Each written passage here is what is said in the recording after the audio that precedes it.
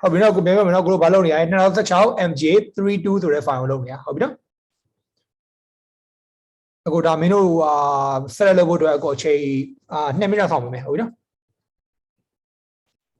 so using a suitable software package load the file 1632 sheets.csv ခဏနော်ခဏဟိုအခု so အခုကဒီ file ပေါ့နော်ဒီ 1632 sheets.csv ဆိုတဲ့ file ကိုကိုတော့သုံးရမယ်ဒီ save file ကိုတော့ဘာနဲ့ဖွင့်ရမလဲ CSV ကိုကိုတော့ Excel နဲ့ဖွင့်ရမယ်ဟုတ်ပြီနော် okay အဲ့တော့ဒီမျိုး Excel ကိုရင်ဖွင့်ပြီးလို့ရှိရင်အဲ့ file ကိုသွားပြီး open လုပ်လိုက်ရတယ်ဒါမှမဟုတ်တစ်ခါလေးတိုင်းပြီးတော့ဖွင့်လိုက်ရတယ်အခုတော့တစ်ခါလေးတိုင်းပြီးတော့ဘာလုပ်မလဲ Excel နဲ့ဖွင့်လိုက်မယ်ဟုတ်ပြီနော်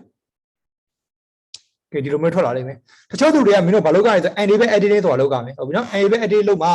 ဟိုဒီစင်တွက်လို့ရမယ်မျိုးရှိရဟုတ်ပြီနော်အဲ့တော့အဲ့လိုလုပ်ဖို့လူတွေသူတွေကတော့ enable editing လုပ်လိုက်ဟုတ်ပြီနော် okay file ဖွင့်ပြီးလို့ရှိရင်ဒီမှာကြည့်လိုက် save this file as a spreadsheet with the file name 1632 underscore and your standard number and candy number for example 1632 underscore z999 underscore 999 so အခုတော့ဘာလုပ်ကြမလဲဆိုတော့ဒီ spreadsheet ကိုတို့ကဒီအခုစင်ရ file ကိုဒီ CSV file ကိုတို့ကဘာလုပ်ပြရမလဲ save as လုပ်ပြရမယ်ဘာဖြစ်လဲ spreadsheet အနေနဲ့ဟုတ်ပြီနော်ဘာလို့ဆိုတော့အခု chapter 11မှာသင်မှုလေ CSV file ဆိုတာဘာ file လဲ text file ဟုတ်တယ်မလား text file ဆို text တွေပဲရှိတာအခု formula တွေပါရက်လို့ရလား formula ရက်လို့မရဘူးဟုတ်ပြီနော်အခု formula တွေပါရက်လို့ရအောင်ကိုတို့ဘာလုပ်ပြရမလဲဆိုတော့ဒီ file ကိုတို့က Excel file ပြောင်းပေးရမယ် so file ကိုတို့ဘာလုပ်မလဲ save as လုပ်မယ်ဟုတ်ပြီနော်အဲ့ 1632 နာမည်ဘယ်လိုပေးရမလဲ underscore ပြီးအခုတို့ standard မှာပြီးလို့ရှိရင် underscore standard မှာထည့်ပေးလိုက်ဟုတ်ပြီနော်ပြီးလို့ရှိရင်ကိုတို့က comma separated value file ကိုတို့ဘာလုပ်ပြရမလဲအပေါ်ဆုံးက Excel workbook ဆိုတဲ့ file ကိုပြောင်းပေးမယ်ဟုတ်ပြီနော်ပြီးရင်မင်းတို့ save လုပ်လိုက်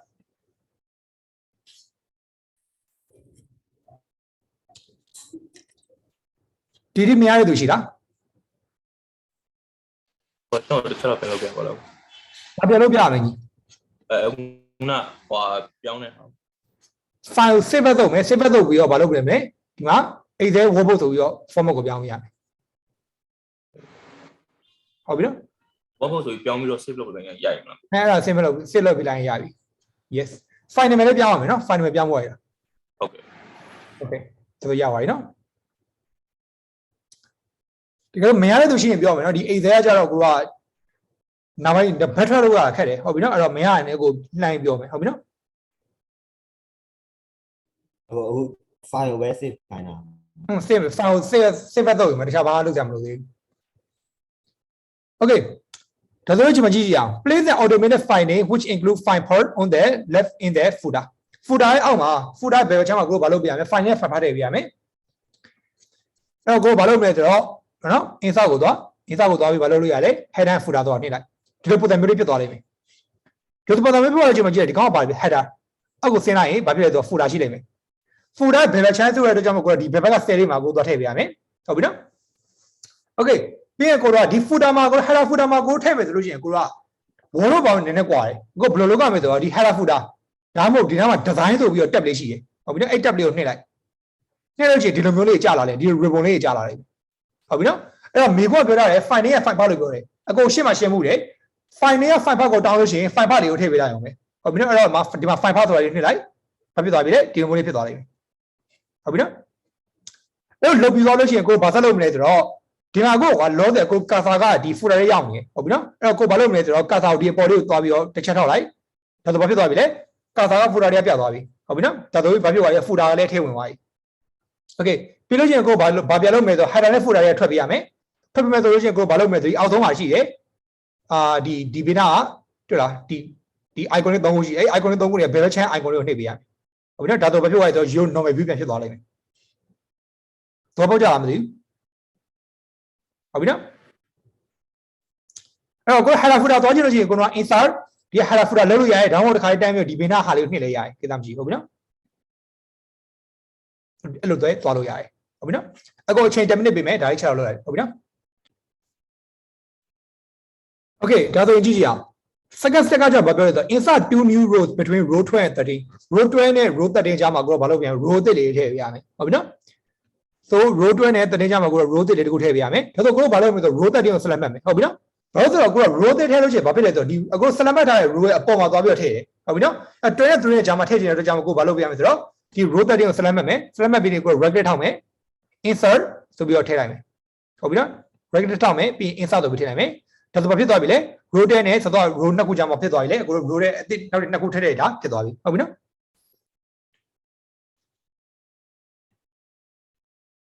အခုခါလေးဆက်ပြလိုက်မယ်ဟုတ်ပြီနော်အဲ့ဒါပြီးလို့ရှိရင်ဒီမှာ step 3 step 3ကိုကြည့်ကြည့်အောင် a cell a14 enter the title Goa Elephant Sanctuary a14 မှာကိုဘာလုပ်ကြမလဲဒီ text တွေကိုထည့်ပေးရမယ် Goa EPHANT Elephant Sanctuary ဟုတ်ပြီနော်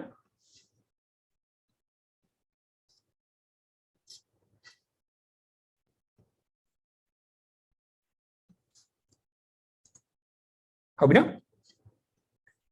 ဒါဆိုရင်မင်းတို့တစ်ချက်လုပ်ကြည့်လိုက်ဘာလုပ်ပေးရမလဲ row နှစ်ခုထည့်ပေးရမယ်ပြီးလို့ရှိရင် A14 မှာ Goa Elephant Sanctuary ဆိုတာလေးကိုရေးပြီးထည့်ပေးရမယ်ဟုတ်ပြီနော်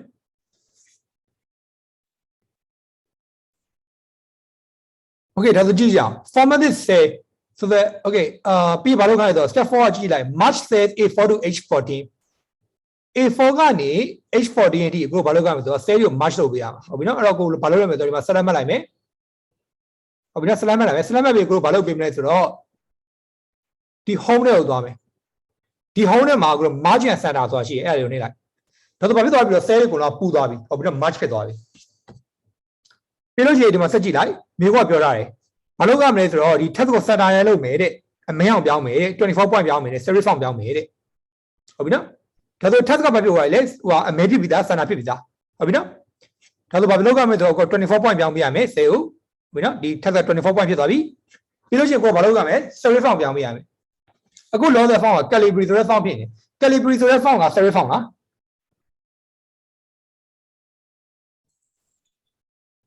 မဟုတ် ဟုတ် series form ကဘာ form ဖြစ်မလဲ time လို့ time ရုံနဲ့ ဟုတ်ပြီနော်အဲ့တော့ time ဆို time ဆိုထည့်လိုက်ကိုက time ဆက်ပေးလိုက်မယ်ဟုတ်ပြီနော်ဒါဆိုအကိုတို့ဒီမှာ step လောက်လဲ step 4ပြီးသွားပြီဟုတ်ပြီနော် step 5ကခါလေးလုပ်ပြမယ် make the corner of say in row 1 12 15 and 16 bold italic 1 2 15 16 so 1 2 15 16ဟုတ်ပြီနော်အခုကဘာလုပ်ရတာလဲသူမေခွက်ပြောရတယ်ကွာအဲ့ row ထဲမှာရှိတဲ့ content တွေကိုကိုတော့ bold italic လုပ်ပေးပါတယ်အဲ့တော့ကိုဘာလုပ်လဲဒီ row တွေအကုန်လုံး select မှတ်လိုက်တယ်ဟုတ်ပြီနော်အခုဒီမှာမင်းတို့သိရမှာကိုစာရို select မှတ်တာမဟုတ်ဘူးနော်ဘာရို select မှတ်တာလဲ row တွေကို select မှတ်လိုက်တာဟုတ်ပြီနော်ပြီးရင်ကိုဘာလုပ်ပေးမလဲဒီမှာ bold လုပ်ပေးမယ်ဒီမှာ italic လုပ်ပေးမယ်ဟုတ်ပြီနော်โอเคဒီလုပ်ကြည့်လိုက်မရရင်ကိုပြန်ပြောမယ်โอเค sys ကိုကြည့်ကြည့်အောင် sys မှာကိုတော့ဘာလုပ်ရမလဲဆို function လုပ်ကြပြီအခု loss တွေလောက်ရတာကိုလွယ်တာတွေကြီးပဲဟုတ်ပြီနော် function ရောက်နည်းနည်းခက်လာလိမ့်မယ် so a set d17 and a function to ဘာလုပ်မလဲ look at from the external file save to job.csv the job description of the employee ဒီမှာလဲ set d17 မှာ d17 မှာကိုဘာလုပ်ရမလဲဆိုတော့ look at လုပ်ပြရမယ် job description เนาะ job description ကိုလှမ်းရှာပြရမယ်ဘယ်ကလှမ်းရှာပြရမလဲ save to job.csv ဆိုတဲ့ file ကနေဒါတော့ကိုဘာရင်လုပ်လဲဆိုတော့အဲ့ file တွေကိုကိုသွားပြီးတော့ဖွင့်ရမယ်ဟုတ်ပြီနော်အဲ့ file ကိုကိုဘာလုပ်မလဲသွားဖွင့်မယ်โอเคဟုတ်ပြီဟုတ်ပြီနော်ဒါဆိုဒီမှာအဲ့ file လေးပွင့်သွားပြီဒါဆိုကိုသိပြီဒီမှာ job code က AD ဆို administrator ပေါ့နော် job code က GA ဆိုရင် date admission ပေါ့နော်အဲ့လိုမျိုးရှိတယ်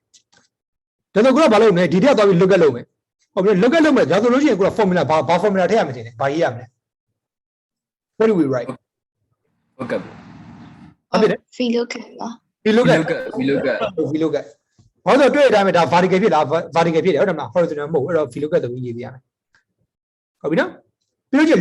lookup value ကဘာဖြစ်ရမလဲထင် job code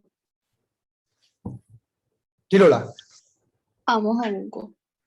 SD ဟုတ်ပြီနော် job code ဘာလို့ job code လဲဒီမှာကြည့်လိုက်ဟုတ်ပြီနော်ဒီမှာ job code ကိုကြည့်ပြီးတော့ကို job description လိုချင်တာဟုတ်တယ်မလားအဲ့တော့ကိုကဘာလုပ်လဲ job code ကို select မှတ်ပေးရမယ်ဟုတ်ပြီနော်အဲ့တော့ဒီမှာမင်းတို့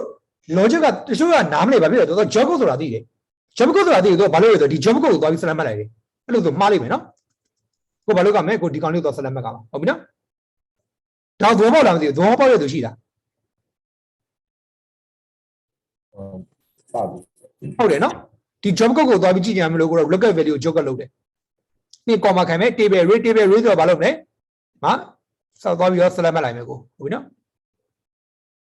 table တစ်ခုလုံးသွား select မှတ်လိုက်မယ်ဟုတ်ပြီနော်ဒီကောင်ကိုတော့ absolute လုပ်ပေးကြလို့လားလုံးစရာမလိုဘူးဘာလို့လဲဆိုတော့ external file ဆိုလို့ရှိရင်ဘာဖြစ်လဲသူ့ကို absolute တိုင်းပြီးလုပ်ပေးသွားတယ်ဟုတ်ပြီနော်ပြီးရင်ကို comma ခိုင်းမယ် colon index ညမှာ colon index ညမှာကိုဘာလုပ်ကဘာထည့်ရမှာထင်တယ် two ကိုယ်နဲ့စမှာကို2ထည့်ရမယ်ဘာလို့ဆိုတော့ကိုယ်လည်းဘယ်တစ်ခုမြောက်မှာလဲကိုလိုချင်တဲ့ value တွေကကိုယ်လည်း2ခုမြောက်မှာဟုတ်ပြီနော်အဲ့တော့ကို2ထည့်ပေးရမယ်ပြီးလို့ရှိရင်ကိုက range local ကိုကိုက for လုပ်ပေးမယ် bracket ပိတ်မယ်ပြီး enter ခေါက်လိုက်မယ်ဟုတ်ပြီဒီလိုမျိုးရောက်သွားလိမ့်မယ်ဒီမှာတို့လို့ရှိရင်ကိုကြည့်ရနေသိစင်ပြီးရတဲ့အတွက်ကြောင့်ကိုဒီလေးကိုနည်းနည်းချဲ့လိုက်မယ်ကြည့်ရပို့လွယ်သွားအောင်လို့ဟုတ်ပြီနော် okay အဲ့ဒါလေးကိုမင်းတို့ချက်လုပ်လိုက်ကိုအချိန်10 minute ပေးမယ် ကိုအဲ့ဟာလာ yes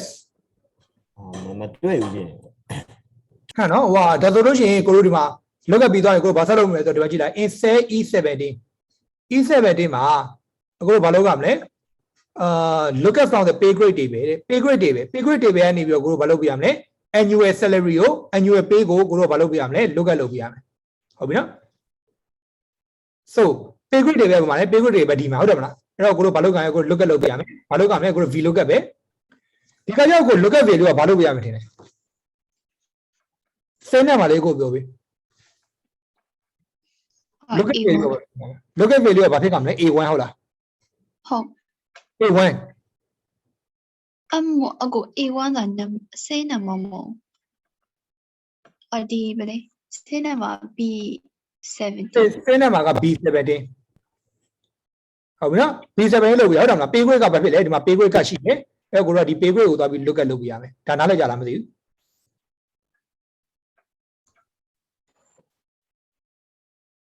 okay ပြီးရင် pay တော့ table row ကဘာဖြစ်မလဲဒီကောင်လေးဖြစ်မယ်နော်ဒီကောင်ကြောက်ကိုဘာလို့ရင် absolute ပြောင်းပေးရမယ်ဟုတ်ပြီနော်ကိုနေနဲ့ဆက်မှာကိုဘာဖြစ်မလဲကို2ဖြစ်မယ်ဟုတ်ပြီနော်ပြီးလို့ရှိရင်ကိုတို့ကဒီ option ကိုကိုဘာလို့ပြရမလဲ false လုပ်ပေးရမယ်ဟုတ်ပြီနော်ဒီ annual salary ဒီလိုရပါလိမ့်မယ် look at လုပ်ပြီးလို့ရှိရင်ကိုတို့ကမကြည့်လိုက် multiply this by the value in the works column ဒီကောင်ကိုဘာလုပ်ပြရဒီ work column ထဲမှာရှိတဲ့ value နဲ့ multiply လုပ်ပေးရမယ်အဲ့တော့ကိုတို့ဘာလုပ်မလဲဒီ formula ထဲမှာနောက်မှာ multiply ထည့်ပြီးရင်ဒီ work column နဲ့ဘာလုပ်ပြရမြှောက်ပေးရမယ်ဟုတ်ပြီဒီလိုပုံစံမျိုးလေးဖြစ်သွားတယ်ဟုတ်ပြီနော်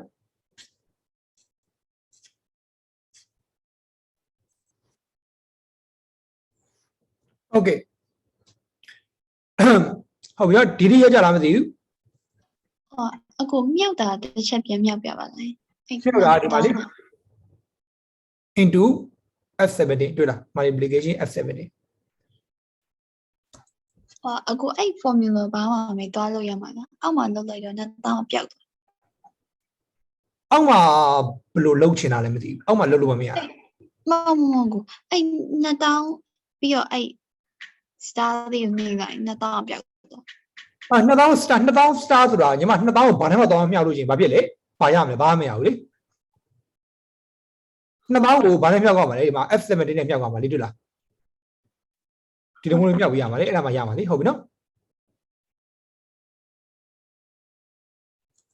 တော့ပေါ့လားမသိညီမ ဟုတ် 2000ကိုမကြည့်လိုက်ဒီဘာမှမြောက်လို့ချင်းဘာမရဘူးလေဟုတ်တယ်မလားဒါဆို formula တော့မှားနေဟုတ်ပြီနော်ဘာလို့ပြရမလဲ2000ကိုကိုတို့ကဒီကောင်နဲ့မြောက်ပြရမှာဟုတ်ပြီနော် အမောကိုတမီးပြောတာဟောပါလေအဲ့နှစ်တောင်းကိုကစားချပြီးတော့အဲ့ 2000ကိုကောက်တော့ထုတ်နေအောင်လေညီမ2000ကောက်တော့ကြာရင်2000ဖြတ်ရတာပေါ့ဒါဆိုဒါလေးကိုတို့က formula ကြီးလုပ်နေရလေဟုတ်ပြီနော် ဟုတ်အဲ့ကြောင့်တမီးဆိုအဲ့ formula ဘာမှတော့လုပ်ပေးရမှာပေါ့နော် yes okay ဒါဆိုရင်2000ကဘာဖြစ်လဲဒါငွေမောက်မယ်ဟုတ်တယ်မလားပတ်စံမယ်ပတ်စံဆိုတော့သူရှင်းမှာပြောတာရယ်ပတ်စံကိုကိုတို့ဘာလုပ်ပြရမလဲ ruby ပြောင်းပေးရမယ်လို့ပြောတာရယ်ဟုတ်ပြီနော်အဲ့တော့ကိုဘာလုပ်မလဲဆိုတော့ပတ်စံကို ruby ပြောင်းမယ်အဲ့ဒီပတ်စံကို select မှတ်တာပြီးလို့ရှိရင်ကိုဘာလုပ်မလဲဆိုတော့ဒီမှာ home ထဲမှာကို general သွားရှိရယ်တွေ့နော်အဲ့ general သွားဒီမြားရုံနေလိုက်ဒီမြားရုံနေပြီးလို့ရှိရင်ကို more never format ဆိုတာကိုနေလိုက်ဟုတ်ပြီနော်အခုပြင်ပြမယ်ဒီမှာ general ရှိတယ် general မြားလို့နေလိုက်ပြီးရင် more never format ဆိုတာကိုနေလိုက်ဟုတ်ပြီနော်ပြီးလို့ရှိရင်ကိုဒီမှာ currency ဆိုတာရှိတယ်ပြီးဒီမှာ symbol ရှိတယ် symbol ဆိုတော့ ruby symbol လေးကိုရှာလိုက်ဟုတ်ပြီနော်ဒီမှာတို့မဖြစ်လဲ ruby symbol လေးရှိတယ်နော်နာမည်က ruby ပြကြမလို့ကြိုက်တဲ့ symbol တွေ့ရင်ပြီးရောဟုတ်ပြီနော်ကြိုက်တာလေးကိုထည့်လိုက်အကိုကဒီကောင်လေး hindi သွားလေးကိုထည့်လိုက်မယ်ဟုတ်ပြီနော်ပြီးရင် okay နေလိုက်ဒါဆိုဘာဖြစ်သွားပြီလဲ ruby ဖြစ်သွားပြီဟုတ်ပြီနော်အဲ့လိုတစ်ချက်လုပ်ကြည့်မယ်မရရင်ကိုပြောမယ် okay Okay ဒါဆိုကြည့်ကြအောင်အခုဒီ step 7ပြီးသွားပြီအခုဘာလုပ်မလဲဆိုတော့ step 8လုပ်မယ်ဟုတ်ပြီနော် in cell G17 cell G17 မှာတဲ့အခုဘာလုပ်မလဲဆိုတော့ enter a formula to display full time if the was colon coding 1 not started if the was colon coding 0 part time if not 0 or 1ဟုတ်ပြီနော် so ဒါကြတော့အခုဘာလုပ်မလဲဆိုတော့မင်းတို့ကိုယ့်ဘာကိုလုပ်မယ်ဟုတ်ပြီနော်အခုမင်းတို့ breakout room နဲ့ထည့်ပြီးမယ်အချိန်5မိနစ်ပြီ okay ဒါဆိုရင်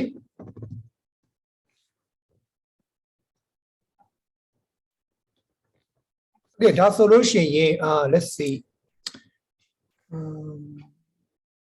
အဆင်ပြေကြလားအဆင်ပြေတဲ့ဖွဲ့ရှိလားအခုဘာ formula တော့မလဲသိကြလားဘာ formula တော့မလဲသိကြလား if လားအခု if ဟုတ်တယ်နော်အဲ့တော့အခုတို့အတူတူရေးကြမယ်နော် equal sign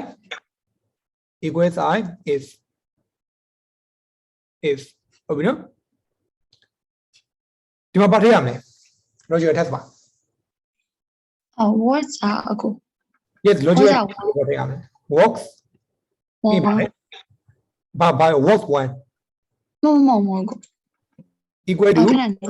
equal to 1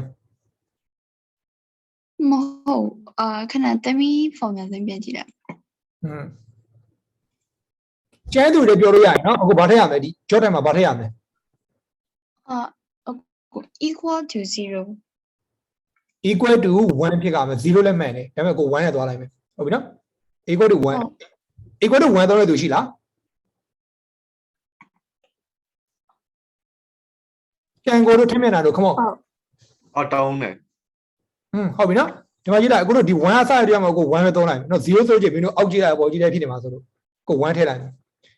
okay value if true ကဘာဖြစ်မလဲ full time ဟုတ်ပြီနော်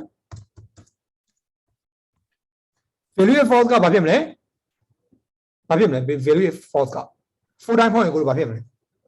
part time ပါတာဟုတ်လားမှန်လား not started မှားတယ်ဘာလို့ကမလဲ if ဆိုပြီးနောက်တစ်ခုထည့်ထည့်ရမယ်ဟုတ်ပြီနော် if ဆိုနောက်တစ်ခုထည့်ထည့်ရမယ် value က0ဖြစ်လို့ရှိရင်ကိုဘာဖြစ်မလဲ not started ဖြစ်မယ်အဲ့နောက်ကတော့မဟုတ်ဘူးဆိုရင်ကိုဘာဖြစ်မလဲ part time ဟုတ်ပြီနော်မင်းကကမယ် okay so ဒီ formula ကိုနားမလည်တဲ့သူရှိလားနားမလည်တဲ့သူရှိရင်ကိုပြောတော့ကိုရှင်းလာပြီမယ် အခုသမီးက0ကစလိုက်တော့not started ကအရင်စသွား formula တော့မတူဘူးညီမဟိုဒီလိုဖြစ်သွားရင် not started ပြီးရင် full time ပြီးရင် part time ဖြစ်သွားလိမ့်မယ်မှန်တယ်ဟုတ်တယ်မလား0နဲ့1နဲ့ပဲကွာသွားတာမလားမင်းကthink formula ဒီ zone chat ထဲမှာပို့လိုက်အောင်ဟုတ်ကဲ့ပို့လိုက်လေအဖေရောမှန်လားရတယ်အဖေကဟုတ် full time တော့ရတယ်ဟုတ်ကဲ့စွန့်ချက်ကပို့လိုက်နော်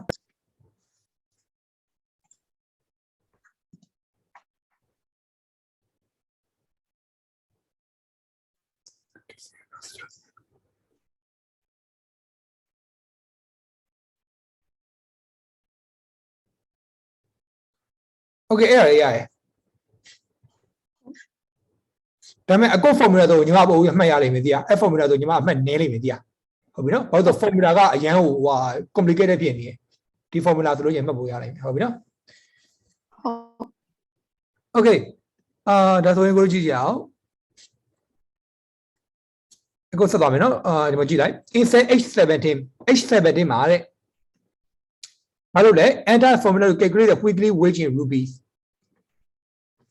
အခု weekly wage ကိုတို့တွက်မယ်အခုဒီမှာဘာကြီး annual salary ရှိရ right တစ်နှစ်စာရှိရတစ်နှစ်စာကို2000ရတယ်အခု weekly wage ကိုလိုချင်တယ် weekly ဘယ်လောက်ရလဲသိချင်ရင်ကိုတို့ဘာလို့တွက်မလဲ anyone တနေ့လုံးမှာ share week အတွက်နဲ့စားလိုက် okay ဒါဆိုဘယ်လောက်နဲ့စားရမလဲ48လား52 52ဟုတ်ပြီနော်ဘာလို့ဆိုတော့တစ်နှစ်မှာ365ရက်ရှိရ365ကို9နဲ့စားမယ်အဲ့တော့52ရရင်နေခွာလည်းဘာဖြစ်လဲ52ဆိုပြီးပြောတာတွေ့လားဟုတ်ပြီနော်အဲ့တော့ကိုဘာလုပ်ပေးရမလဲ equal ထည့်မယ်ပြီးရင်ဒီ salary ကိုကိုဘာလုပ်မလဲ52နဲ့စားပေးမယ်ဒီလိုမျိုးရလိမ့်မယ်ဟုတ်ပြီနော်ဒါနဲ့ပြီးပြတော့မပြီးသေးဘူးတော့ဘာပြောထားလဲဆိုတော့ rounded down to the nearest paisa လို့ပြောထားတယ် round down လုပ်ပေးရမယ်ဟုတ်ပြီနော်အဲ့တော့ဒီ formula လေးကိုပြန်နှိပ်ပြီးဒီ formula ဘားထဲမှာဒီ formula တစ်ခုလုံးကိုဘာလုပ်မလဲ round down လုပ်ပေးမယ်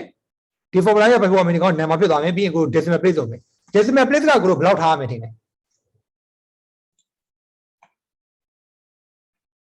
anyone 2 decimal place ကဘာလို့တူလဲ 100ဆိုနှစ်နေရာတင်လို့ ဟုတ် decimal place က1ထားပေးရမယ်ဟုတ်ပြီနော် nearest ပိုင်တာဆိုတော့ကြောင့် nearest ဖြစ်တဲ့အတွက်ကြောင့်မလို့ဟုတ်ပြီနော်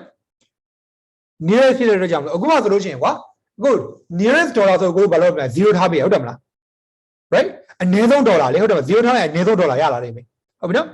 အဲ့ဒီတိုင်းကပိုင်စာဆိုတဲ့အတွက်ကြောင့်မလို့ကို nearest ပိုင်စာဆိုတော့ကို1ထားပေးရတယ်ဟုတ်ပြီနော်သဘောပေါက်ကြလားမသိဘူး ဟုတ်ဟိုတင်လိုက်တဲ့တမီးက100ပိုင်စားရှိရဲဆိုနှစ်နေရာထားပေးရမှာတင်လိုက် အခုရှင်းပြပေးမယ်ဘာလို့ဆိုတော့အခုက nearest ပိုင်စာအခုမှဆိုလို့ရှိရင်ကွာလက်စီ52ပိုင်စာပေါ့52ပိုင်စာဆိုလို့ရှိရင်ကိုက nearest ကို1 decimal place ဆိုဘာဖြစ်သွားမလဲ50ဖြစ်သွားမယ်56ဆိုလို့ရှိရင် nearest ကဘယ်လောက်ဖြစ်သွားမလဲ60ဖြစ်သွားမယ်ဟုတ်တယ်မလားအဲ့ဒါကိုပြောတာဟုတ်ပြီနော်အဲ့ဒါမို့ကိုတော့1 decimal place ဖြစ်တာ1တော့ရှိတယ်လေဒီမှာ6 0ဖြစ်သွားလိမ့်မယ်ဟုတ်ပြီနော်ဒါလေးမင်းတို့ချက်လို့လိုက်မယ်Okay, တော့ပြောထားတယ်မှာ replicate the formula enter in step 6 7 8 and 9 for each employee เนาะဒီ employee တယောက်တည်းကိုတို့ရပါပြီပြီးရင်ကိုဘာလို့ရမလဲဆိုတော့ employee အကုန်လုံးတို့တခုချင်းစီတို့ကကိုဒီ formula ကြီးပြန်ပြီးရေးခိုင်းတယ်ဟုတ်ပြီနော်အဲ့တော့ကိုဘာလို့ပြမလဲဆိုတော့ဒီ formula လေးတစ်ချက်ထောက်လိုက်တစ်ချက်ထောက်လို့ရှိရင်ဘာဖြစ်လဲဆိုတော့ဒီညာဘက်တောင်းလေးပါတွေ့လား4000ကွက်လေးရှိတယ်အဲ4000ကွက်လေးကိုကာစာတင်လိုက်ဒီလို plus sign လေးရလာလိမ့်မယ်အဲ plus sign လေးကို double click ထောက်လိုက်ဟုတ်ပြီနော်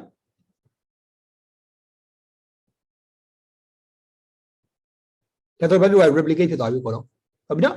အဲ့ကိုစောချလိုက်ဒီကောင်တွေကမလို့တဲ့ဟာတွေကိုဖြတ်မယ်ဟုတ်ပြီနော်မလို့ရရဖြတ်ပြမယ်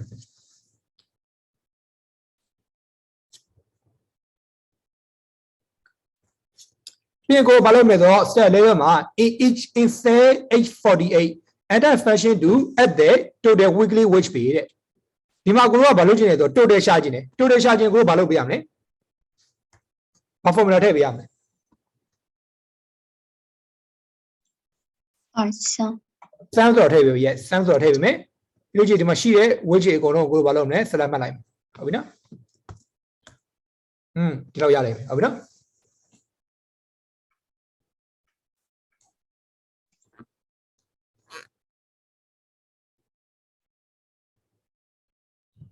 ကိုက step 10ပြန်ပြောပြပါ step 10ကဘာလို့လဲဆိုတော့ basically ဒီကောင်တွေအကုန်လုံးဆွဲချရတာအခု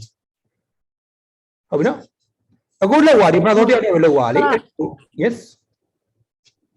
ကျွန်တော်အကိုလုံးတဲ့ပုံစံနဲ့ အကိုလုံးတဲ့ပုံစံသိကျင်တော့ okay ဒါဆိုဒီမှာကြည့်လိုက်အကိုလုံးတဲ့ပုံစံဒီမှာကြည့်လိုက်နောက်1ပဲထားလိုက်ဒါလေးတစ်ချက်ထောက်လိုက်ထောက်ပြီးလို့ကျင်တွေ့လားဒီညာဘက်တောက်မှာလေ၄ယောက်ကွက်လေးရှိရတွေ့လားအဲ၄ယောက်ကွက်လေးပေါ်ကာစာတင်လိုက်တို့ဟိုအမဲအောင် plus sign လေးပေါ်လာလိမ့်မယ်အဲ့ဒါလေးကို double click ထောက်လိုက်ဟုတ်ပြီနော်ရလားညီမဟုတ်ရှင်းမသူအသိမရလားဘာဖြစ်လို့လဲညီမဘာမရဘူးလေကိုပြော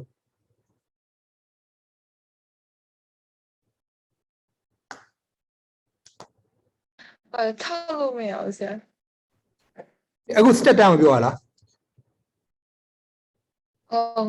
plus sign လေးကို套路没有。ညီမကစကွန်ရှယ်လိုက်ကိုကြည့်ရမယ်နော်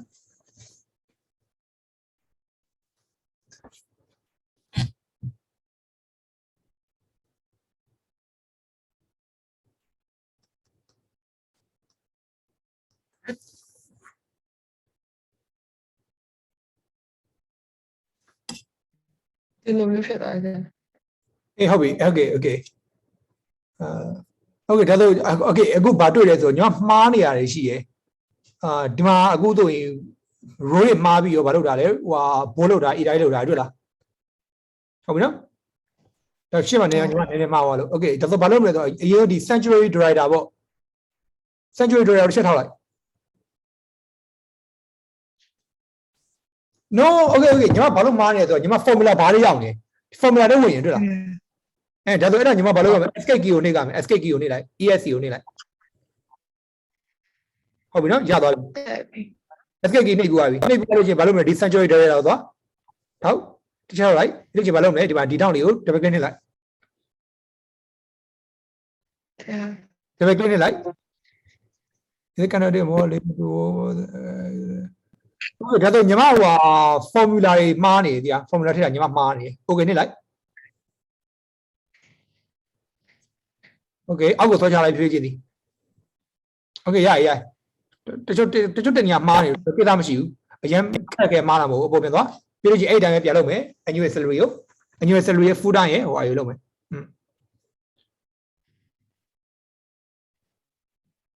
နော်အကုန်ရပါပြီဟုတ်ပြီနော်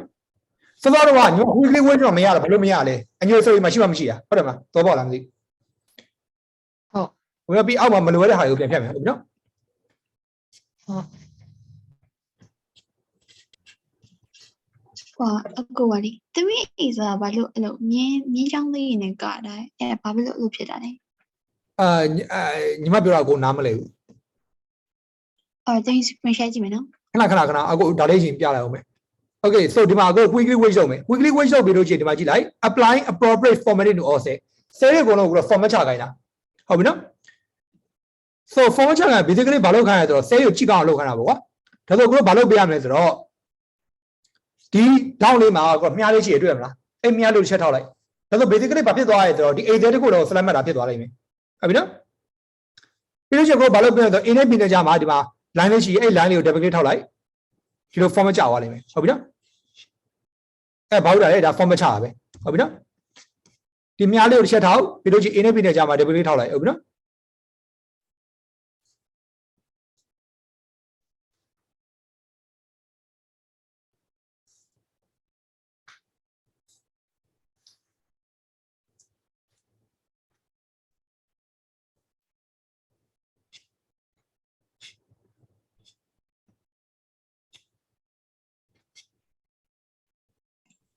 ဟာအကိုတမီးစပင်ရှိကြည့်ရမယ် ခဏနေနော်ဒါဆိုကို format မှာကိုဘာရှိသေးလဲဆိုတော့ဒီမှာကြည့်လိုက်ဒီ word ဆိုကြည့်လိုက်ဒီ word ဆိုတွေ့လားကြည့်ရသေးအဆင်ပြေဘူး footer နဲ့ word နဲ့အရန်ကတ်နေဟုတ်ပြီနော်ဒါဆိုကိုဘာလုပ်လို့ရလဲဆိုတော့ဒီ word ကိုလုံးကိုကselect မှတ်လိုက်မယ် select မှတ်ပြီးကိုကဘာလုပ်မလဲဆိုတော့ center လောက်လိုက်မယ်ဟုတ်ပြီနော်အဲ့လိုလေးနည်းနည်းပါလှအောင်လုပ်ပေးလိုက်ပေါ့ format ချပေးလိုက်ဟုတ်ပြီနော်ဟုတ်ကဲ့မရတဲ့သူတွေ job description ဟို job description ဘာလို့ကွာအခု recording တိကျပြန်ကြည့်ပြီးလုပ်မယ်နော်ဒီ A သေးကခက်တဲ့နေမှာပါတယ် okay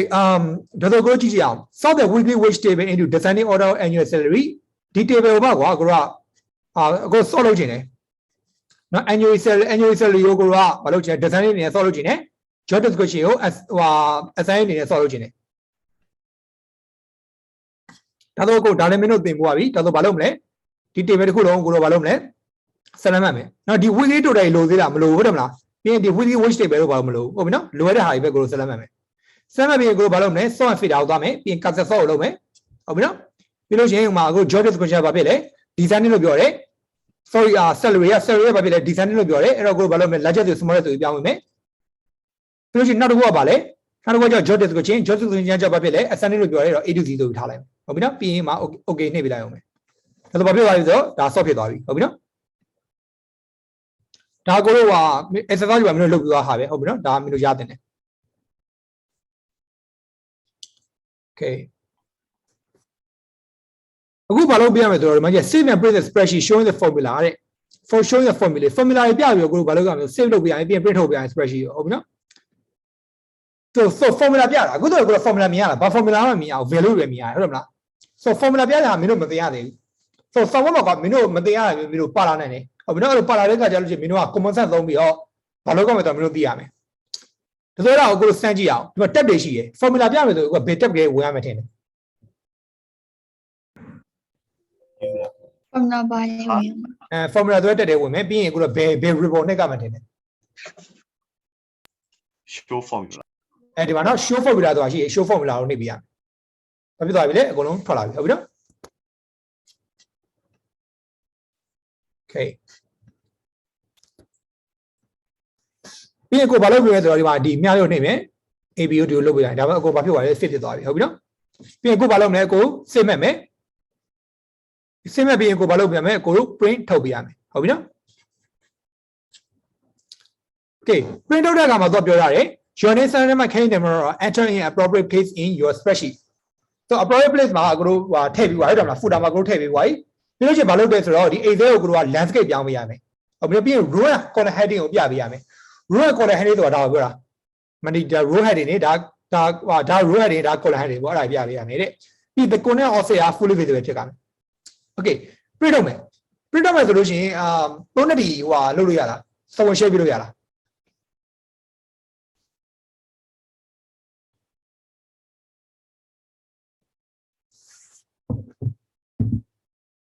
hello sorry တော့သုံးနှစ်ဒီ second share ပြလို့ရလား hello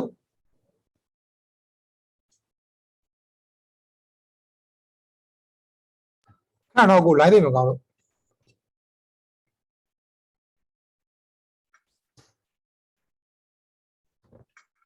okay ဟုတ်ပြီနော်ဒါဆို print ထုတ်မယ်အဲ့တော့ print ကိုသွားလိုက် အခုတမီးတခြားဟာတွေမလုပ်ရသေးဘူးဒီရင်သွားလိုက်ရမှာ ဟုတ်ဒါဆိုညီမရေတော့သွားလို့လိုက်နော်ဟို formula ပြလိုက်အဲ့တော့ဘယ်သွားမလဲ formula ကိုသွားမယ် show formula လုပ်မယ်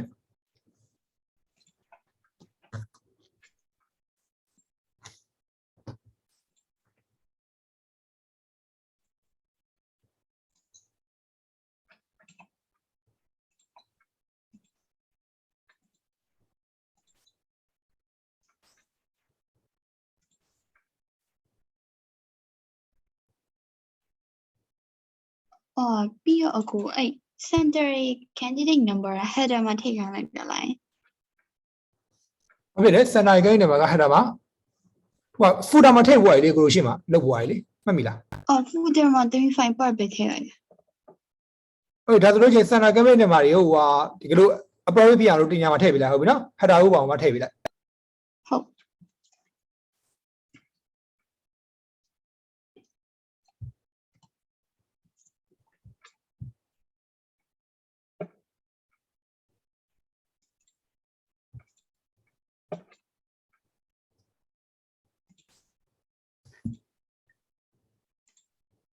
ဟုတ်အခု print ရပါ okay ဟုတ်ပြီဒါဆိုလို့ရှိရင်ကိုကြည့်ကြအောင်မိကပြောတာဘာဖြစ်လဲသူက orientation ကို landscape ပြောင်းရမယ်တဲ့ဟုတ်ပြီနော်အဲ့တော့ကိုဘာလုပ်မလဲဆိုတော့ဒီ portrait ကို landscape ပြောင်းရမယ်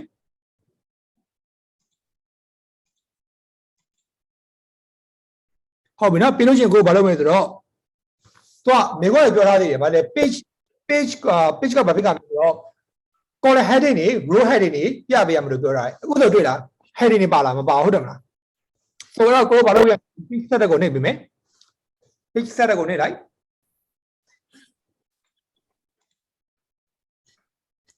ပြီးလို့ရှိရင်ကို sheet ကိုသွားမယ်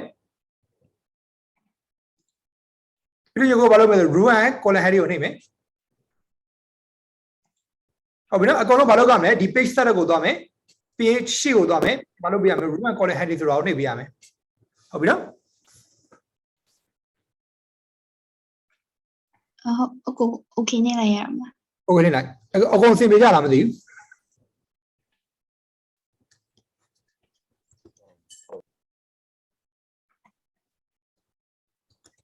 page setup ပြီးရင်ဘာလုပ်မှာ page set ပြီးလို့ရှိရင်ကိုက sheet ဆိုတာကိုနှိပ်ပေးမယ်ညီမလုပ်ပြလိုက်နော်ညီမသူနဲ့နေလုပ်ပြလိုက် ဟုတ် sheet ကိုနှိပ်မယ်ပြီးလို့ရှိရင် row and column heading ဆိုတာကိုနှိပ်ပေးရမယ်ပြီး okay နှိပ်လိုက်ဟုတ်ပြီနော်ပြီးလို့ရှိရင်ဘာလုပ်မလဲ print ထုတ်လိုက်ဟိုဟာ print out ကို print out 1ဆိုပြီးတော့နာမည်ပေးလိုက်ဟုတ်ပြီနော်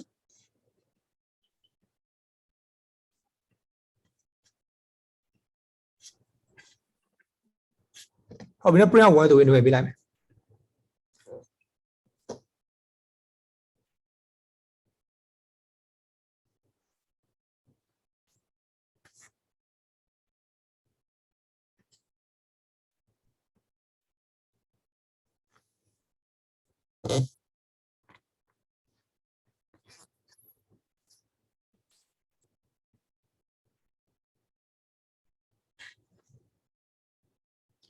ဟုတ်ပြီနော်အဲ့ပြီးသွားပြီဆိုလို့ချင်းကိုဘာလုပ်မလဲဆိုတော့ဒီမှာ step 15 ကြည့်လိုက်ဘာဖြစ်လဲ print the spreadsheet showing the values make sure the print out fits on a single page ဟုတ်ပြီနော် so ကိုက value တွေပြပြီး print ထုတ်ခိုင်းတယ်ဒါဆိုကိုဘာလုပ်ပေးရမလဲဆိုတော့ဒီမှာ formula တွေကိုပြသွားပြီးတော့ show value ကိုဖြောက်ပေးမယ်ပြီးလို့ဒီလိုလေးပြန်လုပ်ပေးမယ်ဟုတ်ပြီနော်ပြီးရင်ကို print ထုတ်မယ် print ထုတ်တဲ့အခါမှာသူကပြောထားတယ်ဘာဖြစ်လဲ print out fix on a single page တဲ့ print out က single page မှာ fit ဖြစ်ရမှာပဲတဲ့ Okay သုံးနှစ်တွေကိုပြန်ပြီးဆောင်ရှယ်ရပါလား ဟုတ် ဒီဒါဆိုမေခွန်းပြောတာဆက်လုပ်မယ်မလုပ်ပြရမလဲ show formula ကိုပြန်ဖြောက်ပေးမယ်ညီမအခုလောပဲညီမဒီလိုပြန်သွားမယ်လေဒီ normal view ကိုပြန်သွားမယ်နော်ဟုတ်ပြီပြီးရင်ဟို show formula ကိုပြန်ဖြောက်ပေးမယ်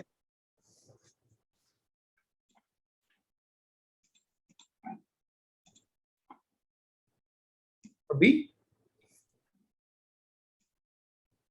ပြီးဘာလုပ်မလဲပြထုတ်မယ်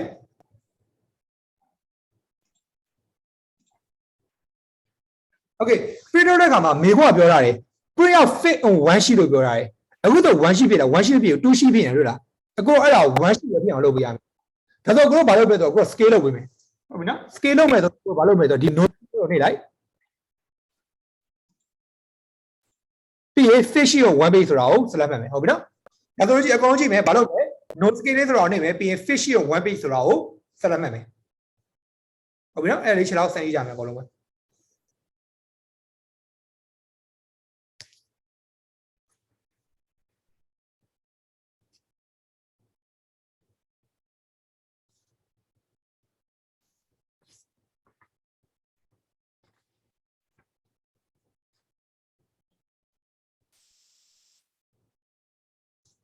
အစင်ပြေကြလားမရရသူရှိလား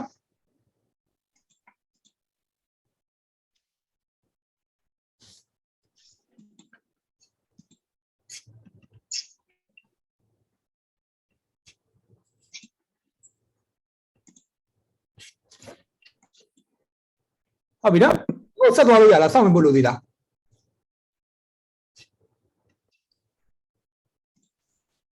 โอเค so ဒီမှာကြည့်လိုက်System ကဘာပြောလဲ change the data so that orange data works 0.6 hour so ဒီမှာကို orange ကိုသွားရှာမယ်ဒီမှာ orange data တော့ဘာလုပ်လဲကိုက data ပြောင်းမယ် 0.6 ဆိုပြောင်းပေးရမယ်အဲ့တော့ကိုဘာလုပ်လဲဟာ 0.6 ဆိုပြီးဟုတ်ပြီနော်အခုလက်နေလား hello ဟုတ်ကိုနည်းနည်းလိုက်မယ် okay အခုအစီပြောရရင် hello ကြားလား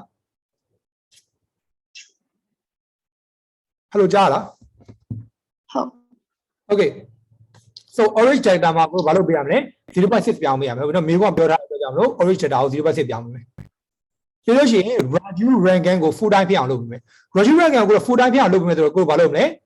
ဒီ0ကိုတော့1ပြောင်းလိုက်မယ်တော်တော်ဖြစ်သွားပြီလေ full time ဖြစ်သွားပြီဟုတ်ပြီနော်တော့ပေါက်ကြလား ဟုတ် ဟုတ်ပြီနော်နောက်ဆုံးတစ်ယောက်ကဘာလဲ prevar ကိုကတော့ 0.8 ပြောင်းပေးရမယ် prevar ဒီအပေါ်လေးမှာထင်တယ်okay prevar ရှိတယ်ဆိုဘာလုပ်ပေးမလဲအခုဒီမှာ 0.8 ဆိုပြီးတော့အခုတော့ပြောင်းလိုက်မယ်ဟုတ်ပြီနော်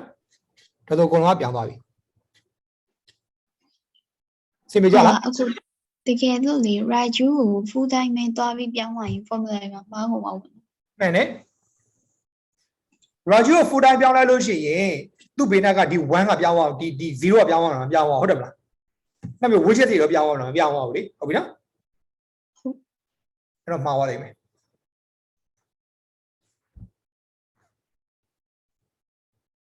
အကောင်စင်ပြကြလားမသိဘူးနော်အဲ့ဒါပြီးသွားလို့ရှိရင်ဘာလုပ်မလဲကိုတော့ value တွေကိုဘာလုပ်မလဲ set မဲ့ပဲပြီးရင် print ထုတ်ပေးရမယ် scale လုပ်ပေးရမယ်နော်အဲ့ဆိုရင် print 3ဆိုပြီးလုပ်လိုက်မယ်ဒါဆိုပြီးသွားပြီဟုတ်ပြီနော်အမှတ်38ပဲရမယ်ဒါဆိုလို့ရှိရင်ကိုတော့ဒီ paper 3ရဲ့တစ်ပတ်ကိုပြီးသွားပြီနော်နောက်မှကိုတော့ဘာလုပ်ကြမလဲဆိုတော့ဒီမှာ web page တွေပါစောက်ကြမယ် website တွေပါစောက်ကြအောင်ပေါ့တော့ဆိုတော့ဒီထိပဲ so အခုအစင်ပြကြလားမသိဘူး ဟိုကကျွန်တော်တချို့ဟာတော့တိတ်အဆင်ပြေဘူးဒါပေမဲ့ဟိုကကျွန်တော် recording ကြည့်တော့လောက်တော့လောက်တာလည်းမဟုတ်ဘူးနောက်ပိုင်းအဆင်မပြေရရှင်းတော့ဟုတ်လား okay အစင်ပြရှိရင်ကို viral ပြန်ပြီမယ်နော်ဟိုဟာထက်မြက်နိုင်လားထက်မြက်နိုင်လဲဘာဖြစ်လဲ job description ကိုမင်းတို့ record ရပါပြီဟုတ်သွားပြီ okay ရပါပြီနော်မရရရှိလို့ရှိရင်မင်းတို့ recording ကိုပြန်ကြည့်ကြမယ်ဟုတ်ပြီနော်အခု recording ကိုတော့တင်ရနေနောက်ကြမယ်ဟုတ်ပြီနော်ဒါတင်တော့တင်ပြီမယ်နောက်ပြီးတော့မင်းတို့ဗာကြည့်တယ်ဟိုဟာ chapter 3ကြလို့ရှိရင်မင်းတို့စာဝတ်ရှိရဲအဲ့တော့စာကြည့်တာမယ်နော် chapter 3ရဲ့ chapter 4ရဲ့ဟုတ်ပြီနော်